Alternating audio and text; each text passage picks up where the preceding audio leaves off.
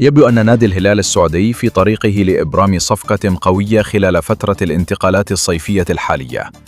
حيث اقترب بشكل كبير من التعاقد مع النجم المغربي يوسف النصيري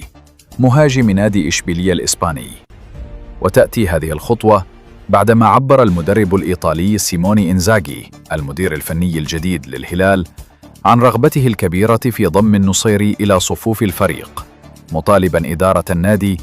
بضرورة حسم الصفقة في أقرب وقت ممكن من أجل تدعيم خط الهجوم بلاعب يمتلك خبرة أوروبية كبيرة وإمكانيات تهديفية عالية. ويعد يوسف النصيري واحداً من أبرز المهاجمين المغاربة والعرب في أوروبا خلال السنوات الأخيرة، حيث تألق بشكل لافت في الدوري الإسباني وساهم في تحقيق ناديه العديد من الإنجازات، كما كان له حضور مميز مع المنتخب المغربي في كأس العالم الأخيرة، حيث لعب دوراً بارزاً في تحقيق أسود الأطلس لإنجاز تاريخي. ومن المنتظر أن يشكل انضمام النصيري إضافة نوعية للهلال، خاصة في ظل سعي النادي للحفاظ على مكانته كأحد أقوى الأندية الآسيوية والمنافسة على جميع الألقاب الممكنة سواء على الصعيد المحلي أو القاري. جماهير الهلال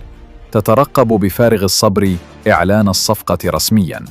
وسط تفاؤل كبير بأن يشكل النصيري مع باقي نجوم الفريق قوة هجومية ضاربة تواصل كتابة التاريخ بأحرف من ذهب.